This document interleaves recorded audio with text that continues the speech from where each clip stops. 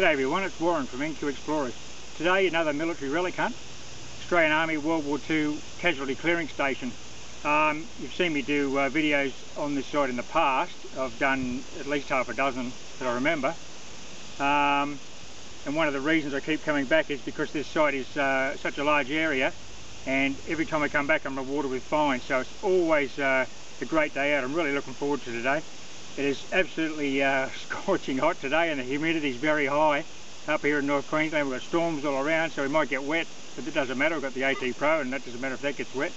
So I'm looking forward to making some good finds today. Like I said, I've dug a lot of stuff out of this place, and it's the law of diminishing returns as with any of these sites, but I'm the only detectorist in here, so I might as well keep at it and keep saving these relics from World War II from the Aussies that passed through this area, that had fought in the Maroke campaign in southern New Guinea, and also any casualties from the bombing raids on Horn Island and the local airstrip here where operational sorties were flown by the Royal Australian Air Force. So we'll get into it, see what comes out of the place today.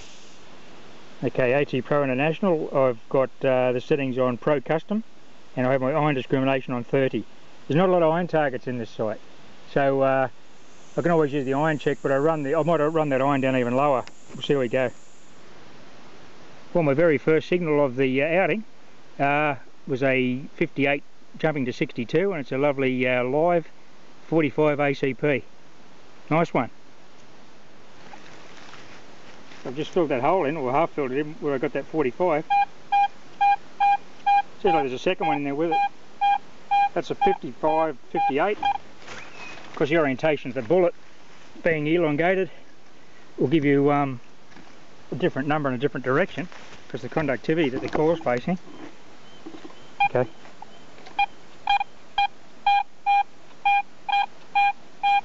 Just in here somewhere. I just disturbed it, I think. There we go. It's a hole for a 45. So that's one shot round and one drop live round. I was setting down in that direction where I found a lot of silver and bronze coins. There's a little 2-up school in there, a lot of coins in that area. That was the second 2-up school I found in this site. I'm about 20 metres from that spot. And just here I've got a really lovely high tone 69, 67. I don't think that's going to be a another 45. It's ringing pretty high there. So I'll just have a little scratch here. Oh, I'm wrong, of course. And why I'm wrong is there's two live 45s just lying just under the leaves. Look at that. One of the hazards of North Queensland metal detecting in the bush up here. This is a green ant's nest. They're arboreal ants. They build these ants nests out of leaves by gumming them together. They bite, but they haven't actually got a venom. It's not actually a sting, it's just a bite, but boy do they bite. Just to the left there, where I threw my detector down in a panic, is where I dug those two 45s, because the green ants, I backed into this green ant's nest, and I've just spent the last 10 minutes trying to get rid of the little buggers, so that's one thing to look out for, the green ant's nest. This one's a solid 66, 67. I don't think it's going to be around 45. Okay, I've got it in the sand. Let's see what it is. Could be a splayed 303. Sometimes they do ring up very high up there. No, it is a 303. There you go. They do ring up really well though. Like you're getting up near the halfpenny range there with a 66.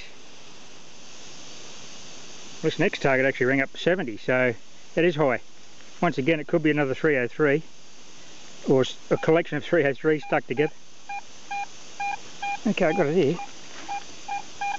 Pretty wet in here today, as you can see. There's sort of showers and storms coming across. Getting some tone roll there. Yes, it's a splayed 303. Probably a bushfire blew that one out, eh? Was live, dropped, and exploded in a bushfire. Well, I have to say this is one of my favourite sites. It took a lot of research and footwork to find it in the first place.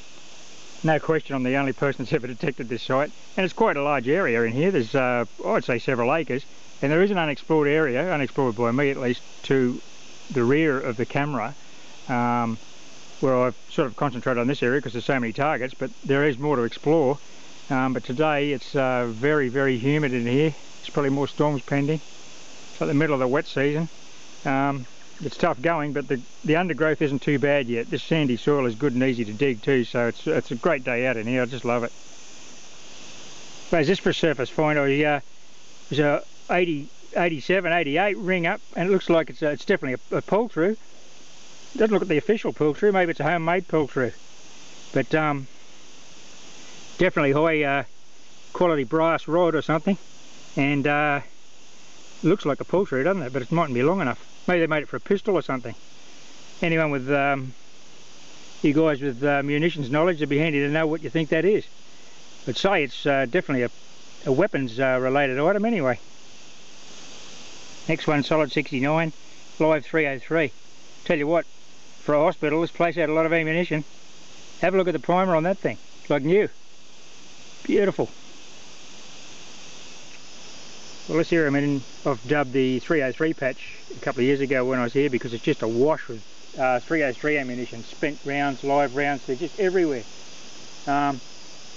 Takes a bit of patience in here, but this one here was a 77, so I don't think this is going to be a 303. I'll just give you listen to it. It's out of that heap, out of that hole. It's only a very shallow target. Here it is. Brass ring. Okay, better not ignore this one. It's an 85 solid, shallow target. See that lovely high tone. I think it's a small shallow target. I'm pretty sure that's not going to be a round, splayed 303 round or anything like that. Bringing up very high, usually in the low or high 60s, low 70s. Okay, get the solid 85. Let's see what's going to come out of this one. No pro pointer today, just the AT Pro. Okay, so out of the hole, there's my hole I dug.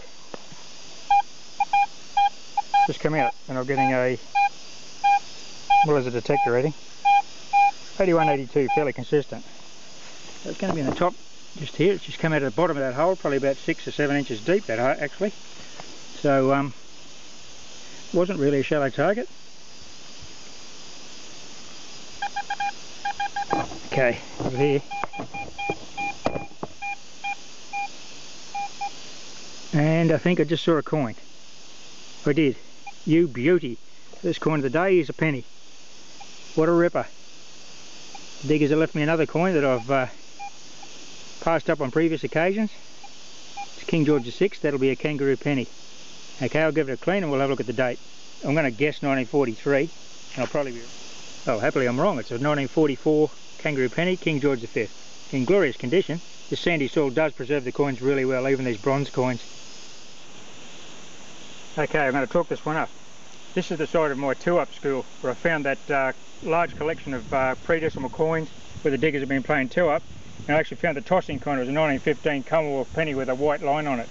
Now, this AT Pro with its proportional audio is really special on small targets. I've just got a whisper here. It was a tiny whisper, and there was no target ID, which meant that it was too small to identify, it was too deep. So I've dug this hole, now I've got it out in the mullock heap.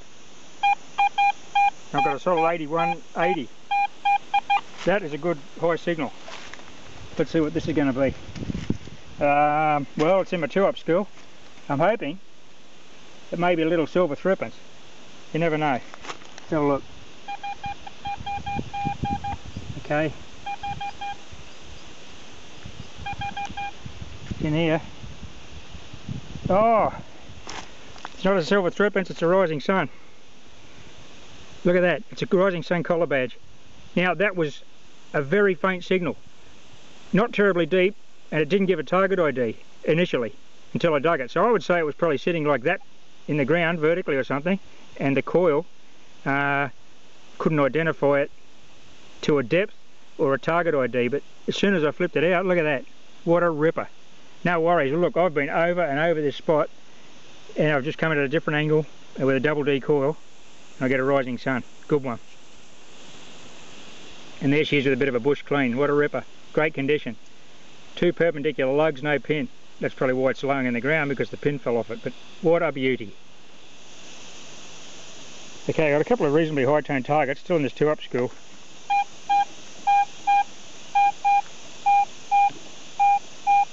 .75, 77 there, and over these logs, under that log, I'm getting an 80, but that's rather strong, that signal. Could be a bit of surface tin. I'll just iron check that one, we'll have a look, eh? No, it's not iron. Righto, well, here we go. 76, 77. Let's have a crack at this one. I did this place extensively with the GTI 2500, initially with the concentric imaging coil, which should go deeper in this ground action than double D, but this coil I can get in around the scrub a bit better. Then I switched to a big 14-inch double D, the big power double D on the GTI. Found a lot more things with that because it goes much deeper.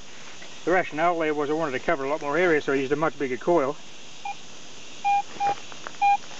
So this is out.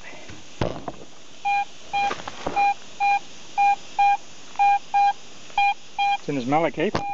So that certainly got a burst of sun through the clouds, and we've got a bit of contrast going on here, but keep cracking. Okay. Now, if I get more coins out here, I'll be surprised, but delighted at the same time, because I thought I'd covered this pretty hard, but it just goes to show you just got to keep going back, change your gear, change your coils, change your hat, try everything, because there's always more. It's the best thing about this hobby. Okay, well, what is that? Here's my high tone target. I don't know what that is. Strangely familiar, but I'm not sure what that is. Okay, well, that's the first take. We'll move on to that second one.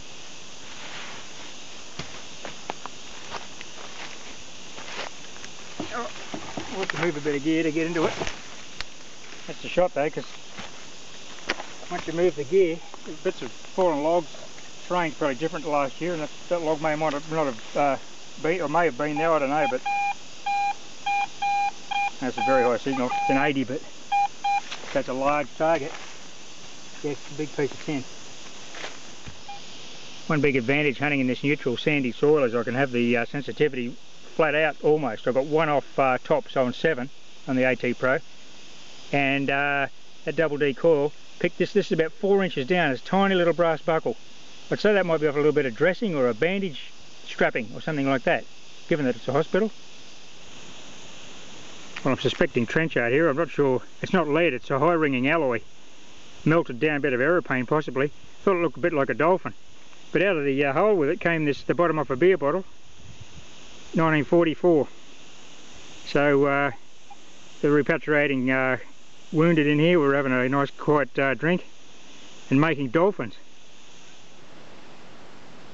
Well, there's the old rusty drum in the distance, and about 4 feet from it is a lovely brass drum bung. It's a tri-shore drum bung.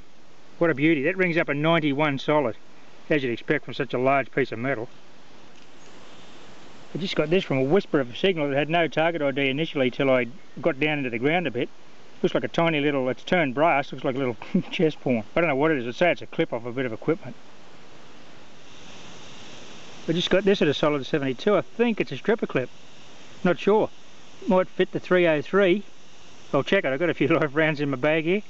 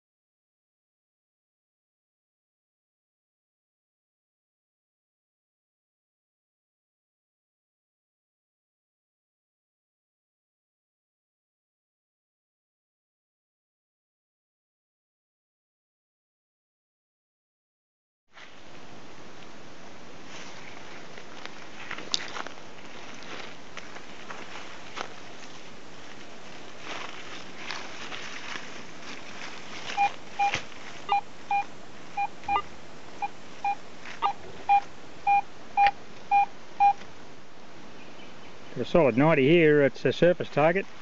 Looks like it's a 50 caliber shell. Yep. Fired 50 cal. I'll see if I can get that head stamp off there. Nice one. Well, it's getting late in the afternoon. I'm going to wrap it up there and head back to camp. I've had a lot of fun in there today. I guess the finds reflect the number of times I've been here. I've got a penny there and a rising sun, but lots of ammunition still in here, live ammunition, and they all ring up in the 60s, so you've got to dig every one of those targets because it could be anything of value being such a high conductivity, but consequently I dig a real lot of ammunition that you don't see me dig, live and spent cases of 303, 50 cal, 9mm, 45 ACP, it's all in here. But anyway, thanks for watching everyone. Best of luck on your next outing. Happy hunting. Bye for now.